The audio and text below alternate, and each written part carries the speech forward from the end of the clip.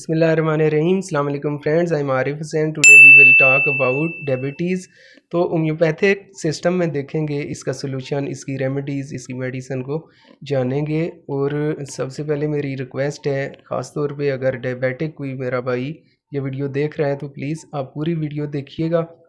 तो उसमें हम कैज़ेटिव फैक्टर को भी देखेंगे कि किन वजूहात से जो है ये डायबिटीज़ का मसला है, क्योंकि आजकल बहुत से लोग इस प्रॉब्लम में मौजूद हैं, तो सफ़र कर रहे हैं इसके साथ। तो सबसे पहले हम देखते हैं तो हमारे जो एक ऑर्गन है पेनक्रियाज, जो कि हमारे स्टमक की बैक साइड पे ये मौजूद होता है। तो शार्ट इसकी एनाटमी देखते हैं।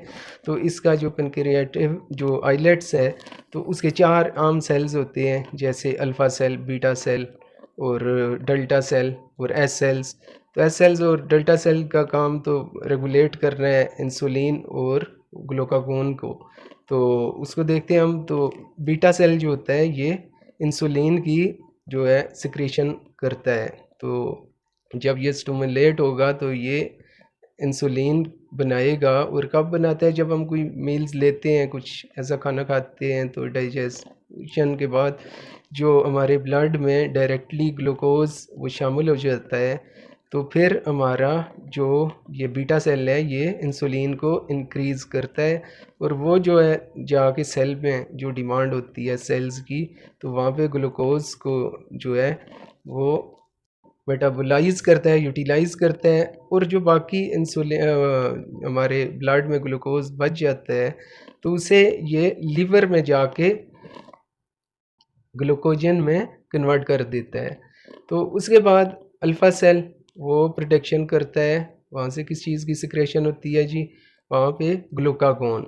तो ये जो हार्मोन रिलीज़ होता है हमारे ग्लैंड से, यानी पेनक्रियास से, तो ये तब रिलीज़ होगा जब हमारी बॉडी को ग्लूकोज़ की ज़रूरत होती है। इस तरह आप देख लें फास्टिंग में या रमज़ान में देख लें कि वो टाइम हम कोई चीज़ नहीं खाते, जब हमारी बॉडी को ग्लूकोज़ की या प्रोटीन की या किसी तरह इस तरह ज़रूरत होती है, तो ये ग्लूकागोन सबसे पहले जाके लीवर से जो ग्लूकोजिन उसको कन्वर्ट करेगा, एनर्जी प्रोवाइड करेगा। उसके बाद अगर वो बॉडी में कम हो जाता है तो ये फिर फैट्स से जाके तो ये उसकी प्रोडक्शन करेगा। ये तो चले इसका काम हो गया। इसके बाद बहुत से लोग ऐसे होते हैं कि उनका जो ये लेवल शुगर का बढ़ता है, तो उसके बाद हमारे 2 सिस्टम हैं, जैसे कि एक एलोपैथिक सिस्टम है, एक होम्योपैथिक सिस्टम है। तो उसमें फिर उनको इंसुलिन वो उस पे लाया जाता है। उससे पहले हम देख लेते हैं टाइप 1 शुगर जो है, ये डायबिटीज़ में जो टाइप 1 है ये ऑटो इम्यून डिज़ीज़ है, और इसके पीछे बहुत से जेनेटिक फैक्टर्स भी होते हैं। तो बच्चों में भी ये प्रॉब्लम आती है। और टाइप 1 में फिर ये होता है कि आपने वो लाइफ इंसुलिन पे उस पे जो है इंजेक्ट से जो है आप उस पे सर्व करना होता है। तो होम्योपैथिक में इसको भी मतलब ठीक करने के लिए अप्रोच मौजूद होती है, उसको भी डिस्कस करेंगे। उसके बाद टाइप 2 आ गई। टाइप 2 में क्या होता है कि कई दफ़ा ऐसा होता है कि आपका बीटा सेल वो सिक्रेशन कर रहा होता है इंसुलिन की, लेकिन आपके सेल्स में वहाँ पे रेजिस्टेंस आ जाती है। रेजिस्टेंस आ जाएगी तो वहाँ पे आपका जो ग्लूकोज है वो वहाँ पे उसकी यूटिलाइज़ नहीं हो पाएगा, मेटाबोलाइज वो नहीं हो पाएगा। तो उसके बाद आपका शुगर लेवल वो बढ़ जाएगा। अब इंसुलिन तो बन रही है, तो वहाँ पे रेजिस्टेंस आ गई है या वो कम बना रहा है, तो फिर भी प्रॉब्लम आएगी। इसके साथ बहुत आम बात है जो एरिंग लॉ है, मैंने पहले एक वीडियो में डिस्कस किया था। जब उसे देखते हैं तो बहुत सी हमारे जो मेंटल डिसऑर्डर्स हैं वो भी डायबिटीज काज करते हैं, तो उसको भी समझना बहुत ज़रूरी है। जैसे कि हम देखें तो एड्रीनल ग्लैंड से जो वो न्यूरोट्रांसमीटर्स जो उनके वहाँ से प्रोडक्शन होती है उनकी, कार्टिसोल, अच्छा नोरो एपिनेफ्रीन, तो ये क्या काम करते हैं कि ये भी ब्लड में ग्लूकोज के लेवल को बढ़ाते हैं। तो जैसा कोई मतलब बॉडी में ट्रॉमा आया, कोई ऐसी सिचुएशन आई, तो ये सारे एक्टिव हो जाते हैं।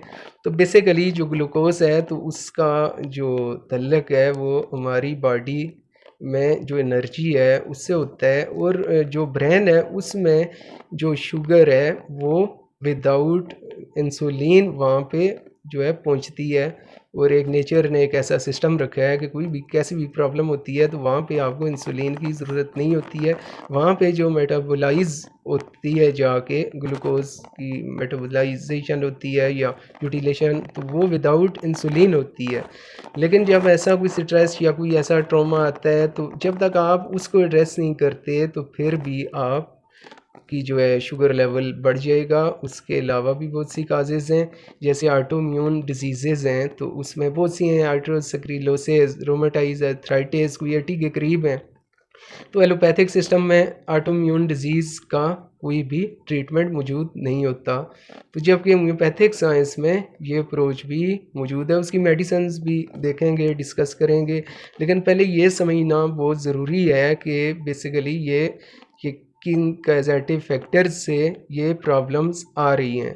अब यही प्रॉब्लम है हमारे कंट्री में, बहुत से लोग इस पे कोशिश भी कर रहे हैं, लोगों को हेल्थ कॉन्शियस करने में लगे रहते हैं और लगे हुए भी हैं। उसमें बहुत से डॉक्टर्स हैं, बहुत से मीन के लोगों की एक स्ट्रगल है। तो ये इन चीज़ों को हमें समझना पड़ेगा। फिर हम तो इन मीन के इन सब चीज़ों को समझना ज़रूरी है कि जो हमारा एक लाइफस्टाइल है वो भी बड़ा फैक्टर है कि सबसे ज़्यादा जो रेजिस्टेंस होती है शुगर की, हमारे सेल्स फिर रिस्पांस नहीं करते, रिसेप्टर्स वो ख़राब होते हैं। तो उसमें हमारा खाना पीना या ऐसी जो रिच ऑफ प्योरीन डाइट्स और इस तरह की चीज़ों का जो इस्तेमाल है वो वेट को बढ़ाता है। तो जो हमारा एक्स्ट्रा फैट्स हैं ये एक बहुत बड़ा काज है जो हमारे रिसेप्टर्स फिर रिस्पांस नहीं करते और फिर हमारे सेल्स में जो है ये यूटिलाइज नहीं होती और हमारे सेल्स में इंसुलिन अपना काम नहीं कर पाती। तो उसमें भी अगर आपको जैसे दूसरे सिस्टम में इंजेक्शन से इंसुलिन देते हैं तो उसका भी कोई उस तरह मतलब वो एक मैनेजमेंट तो हो सकती है, लेकिन उसका फ़ायदा नहीं। आपको इंसुलिन तो बन रही है, उसकी एक समझ लें कि रेजिस्टेंस आ गई है, किस फैक्टर की वजह से आई है उसको जानना, उसको ट्रीट करना बहुत ज़रूरी होता है। जैसे कि एक मेडिसन का मैं ज़िक्र करता हूँ, एक मेडिसन है क्लोरोजीन, एक मेडिसन है। तो इसके रेपटी में क्लार्क ने लिखा कि ये जो है लीवर की जो डिजनरेशन है उसमें काम करेगी और उसके साथ फिर जो अर्पीज़ एक बड़ा एक सीवियर इन्फेक्शन होता है और ये भी एक समझ लें कि पैथोजन एक कजेटिव एजेंट होता है, उससे ये प्रॉब्लम होती है। लेकिन ये मेडिसन ये क्लिनिकल प्रैक्टिस में ये चीज़ सामने आई कि ये बहुत जल्दी से जो किसी की अगर लेवल 400 500 तक भी हो तो उसे डिक्रीज़ करती है। तो इस तरह बहुत सी ऐसी मेडिसिन्स भी हैं, उनको भी डिस्कस करती हैं, लेकिन पहले ये चीज़ें ज़रूरी हैं कि हम समझें। जैसे ऑटोइम्यून डिजीज़ेज़ हैं, तो अगर कोई ऐसी प्रॉब्लम अगर होती है तो वो या सप्रेशन है कोई, तो उसको जब तक आप ठीक नहीं करेंगे तो आपके पेनक्रिया की जो प्रॉब्लम्स हैं वो सेटल नहीं होती, वो ठीक नहीं हो पाती। तो मेडिसिन्स की भी बात करते हैं, पेनक्राटिनम है वो एक सारकोड मेडिसन है जो स्ट्रेंथ प्रोवाइड करती है। या फिर आप जैसे मैंने माइंड की बात की, आपको कोई मेंटल डिसऑर्डर है, उसमें प्रॉब्लम है, कोई ग्रीफ में है, किसी सदमे में है, आपने सुना होगा बाज़ लोग कहते हैं बाज़ को ये प्रॉब्लम इस परेशानी से उसका जो शुगर लेवल है वो इंक्रीज़ हो गया या उस पे इंसुलिन पे चला गया। तो अगर आप उस प्रॉब्लम को सेटल करेंगे तो वो प्रॉब्लम भी ठीक हो जाएगी, जो अगर रेजिस्टेंस हुई है तो वो भी सेटल होगी। तो बहुत अच्छी जो मेडिसिन ग्लैंड्स पे काम करती है, जैसे कि पिट्यूटरी ग्लैंड का भी जो काम है, जो एक ग्लैंड में जो ग्रोथ हार्मोन और ये चीज़ें इनकी प्रोडक्शन होती है, तो ये भी किसी ट्रॉमा या ऐसी प्रॉब्लम में क्या करते हैं कि ये शुगर लेवल को इंक्रीज़ करवा देगा। तो इन चीज़ों को समझना भी बहुत ज़रूरी है। और एलेक्जिनम ये मेडिसन जो है ये तो ऑल टाइप की डायबिटीज़ में बहुत अच्छा इसके रिज़ल्ट्स हैं एलेक्जिनम। और बाज़ लोगों की अपनी अपनी प्रैक्टिस है, डॉक्टर उस्मान गनी साहब हैं वो तो एलेक्जिनम, कास्टिकम ये सारी मेडिसन्स का एक वो देते हैं। लेकिन हम देखते हैं कि मतलब अकॉर्डिंग टू सिम्टमटोलॉजी, जैसे मतलब मेडिसन्स काम करती हैं। कोई ग्रीफ में है, कोई परेशानी में, ऐसी में है, उसके बाद उसको ये प्रॉब्लम आ गई तो वहाँ पे इग्नेशिया बहुत अच्छा सेटल करेगी।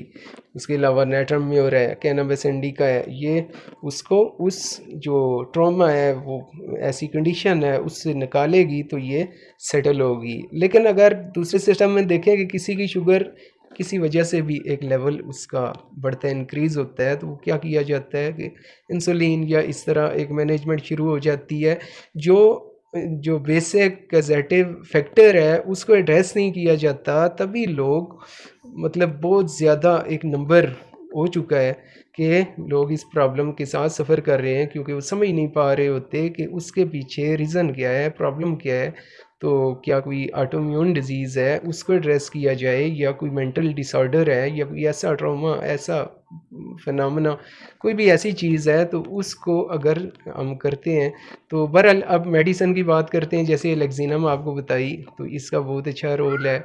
और ये सिंगल मेडिसन जो है वो डायबिटी को इसको ठीक करने की सलाहियत रखती है, और कर भी रही है, यूज़ हो रही है बहुत सी जगह पे, इसका यूज़ है बहुत से मतलब हमारे होम्योपैथ्स इसको यूज़ कर रहे हैं। उसके बाद कास्टिकम मेडिसन, वो जब बाज़ लोग होते हैं डायबिटिक, उनके हाथ पाँव सुन्न होना शुरू हो जाते हैं, तो उसमें कास्टिकम मेडिसन आएगी। और एक और मेडिसन है, बाज़ डायबिटिक पेशेंट्स होते हैं तो उनका कलर जो है, आप नेक पे देखेंगे किसी जगह से ब्लैक है, किसी जगह से मतलब नॉर्मल कलर है। इस तरह की प्रॉब्लम आ जाए तो प्लमम मेटेलिकम ये मेडिसन काम करेगी।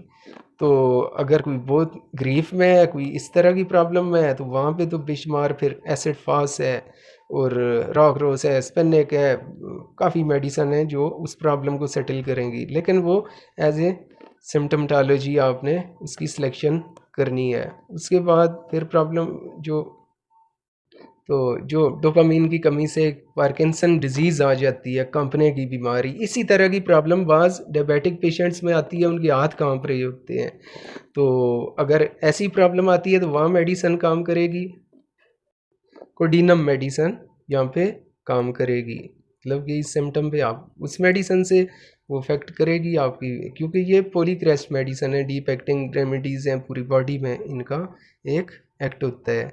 तो इसके अलावा अर्सेनिक ब्रोम, ये तब काम करेगी जब बहुत ज़्यादा जो है ना एक खिंचाव की कंडीशन आ जाती है डायबिटिक पेशेंट्स में, तो यहाँ पे ये काम। अच्छा, ये जो कास्टिकम मेडिसन है, ये अगर आपको डायबिटिक नेफ्रोपैथी नैरोपैथी हो जाती है तो उसमें कास्टिकम, या आपको आई साइट वीक होती है तो उसको सेटल करती है ये, और बहुत ज़बरदस्त मेडिसन है, और ये बिल्कुल अपना पूरा एक्शन दिखाती है, इस प्रॉब्लम को सेटल करती है। आर्सेनिकम एल्बम है, आर्सेनिकम एल्बम वो तब काम करेगी जब आपको कोई ज़हनी रेस्टलेसनेस है और बॉडी में भी ऐसा फिज़िकली भी हो रहा है, तो ये काम करेगी। अच्छा, ये सारी तो काम करेंगी, लेकिन इसमें आपने एक चीज़ इसको लाजमी डिस्कस करना था, ये पहले करना चाहिए था। लेकिन जो जेनेटिक इश्यूज़ हैं, मतलब कि बाज़ लोगों को, अब जैसे हमने ऑटोइम्यून डिसीज़ की बात की, तो जेनेटिकली जो लोगों को प्रॉब्लम होती है, आपको पता है कि हमारी बॉडी में वो बिलियंस में सेल्स हैं, और हर सेल के अंदर एक न्यूक्लियस है। न्यूक्लियस में जो है वो डबल मेम्ब्रेन में एक्सटर्नल इंटरनल के अंदर जो है वो डीएनए होता है। तो हर डीएनए में 25,000 से 30,000 बाज़ लोगों में बस इसकी जो नंबर है वो डिफरेंट होता है। तो ये वहाँ पे जो हमारे जीन्स हैं, तो उनकी जो प्रॉब्लम है, जो कि जेनेटिक जो प्रॉब्लम्स हैं जो चली आ रही हैं, तो उसमें कैंसर भी हो सकता है, डायबिटीज़ ट्यूबरक्लोसिस टीबी भी हो सकती है, और प्रॉब्लम्स भी हो सकती हैं। तो तो उन चीज़ों को भी आप एड्रेस करेंगे तो उसके बाद ही, क्योंकि हमारा जो डीएनए होता है, तो वहाँ से फिर वो आरएनए को अपना एक मैसेजिंग जो उनकी होती है, तो इस वैसे समझते हैं जो जीन्स की जो एक होती है इन्फॉर्मेशन जो वहाँ पे स्टोर होती है हमारे जीन्स में, तो वो जैसे कि किसी के मतलब फादर को ये प्रॉब्लम थी, ग्रैंडफादर को, तो वो हमारे जीन में मौजूद, वहाँ से क्या होता है कि आरएनए में वो एज ए मैसेज वो भेजते हैं, आरएनए आगे प्रोटीन बनाता है और वो फिर आगे प्रोड्यूस होती है। लेकिन एलोपैथिक साइंस में क्योंकि डीएनए तक पहुँचने का कोई सिस्टम मौजूद तो नहीं है, तो होम्योपैथिक साइंस की मेडिसन्स हैं जैसे कि सोल है और इसके अलावा एक्स रेज है। अब सोल जो है वो क्या है कि वो सन की जो रेजेज हैं उनसे डिल्यूट फॉर्म में ये मेडिसन बनाई गई है। अब जो सनलाइट हमारे जैसे कि चेहरे पे पड़ती है तो यहाँ पे स्किन एक डिफेंस लाइन है, अगर ये उनको रोकती नहीं है तो ये हमारे डीएनए तक जाके उसे बीमार कर सकती हैं। तो इसी तरह ये मेडिसन्स हैं, ये डीएनए तक जाके डिल्यूट फॉर्म इसकी उसको ठीक करने की सलाहियत रखती है। तो जो भी मेडिसन आप सेलेक्ट करेंगे तो उसमें सबसे पहले कार्सी ट्यूबर मेडोरिनम, ये जो मैज़मेटिक इन्फ्लुएंसेस हैं इनको हटाने के लिए सोल है, एक्सरे है, जब तक इनका यूज़ नहीं करेंगे तो वो प्रॉब्लम मैनेज हो जाएगी लेकिन वो क्योर नहीं हो सकती। और ये डीप एक्टिंग मेडिसिन्स हैं, ये जो टाइप 1 है जिसका एलोपैथिक सिस्टम में वो एक अनट्रीटेबल डिजीज़ है, उसका कोई इलाज नहीं है, बस एक इंसुलिन ही है। लेकिन ये आपके पेनक्रिया में बीटा सेल की जो सिक्रेशन है उसको दोबारा से रीजनरेट कर देती हैं। तो इसका सबसे बड़ी रोब्रेक ये है, नेचर ने रखी है कि हर शख्स पे हर एक मेडिसन काम नहीं करती, उसके सिम्टम लेके तो उसके अकॉर्डिंग आपने जो भी मेडिसन की सिलेक्शन करेंगे तो वो फिर काम करेंगी। इसके अलावा फिर कैली ग्रुप आ जाता है, कैलीफास है। कैलीफास मेडिसन भी बेसिकली जो लोग वीक हो जाते हैं, आपने देखा होगा बाज़ डायबिटिक पेशेंट्स हैं तो वो बहुत ज़्यादा उनका वेट लॉस हो जाता है तो उनको दी जाती है।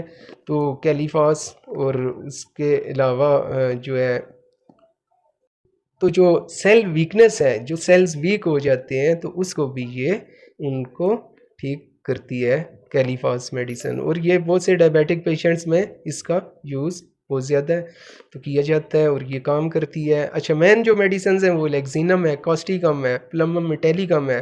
प्लमम में एक और प्रॉब्लम आती है जैसे कि आपकी किडनीज जो है हाइपोट्रॉफी, एक छोटा हो जाता है, किडनी सिकुड़ना शुरू हो जाता है, तो उसमें प्लमम मेटेलिकम या किसी बॉडी ऑर्गन में भी ये प्रॉब्लम आए तो ये बड़ी डीप एक्टिंग मेडिसन है और इसका बहुत अच्छे इसके रिजल्ट्स हैं। तो कॉस्टिकम जैसे कि किसी को डायबिटिक, नेफ्रोपैथी, नैरोपैथी, ये दोनों जगह पे यहाँ पे भी काम करेगी। और अगर आई साइड वीक हो रही है या आपकी नज़र कम हो गई है तो जैसे उसको भी ये इंक्रीज़ करती है, सेटल करती है और इसका बहुत अच्छा इस पर एक्शन है। अब एक और मेडिसन है फास्फोरस।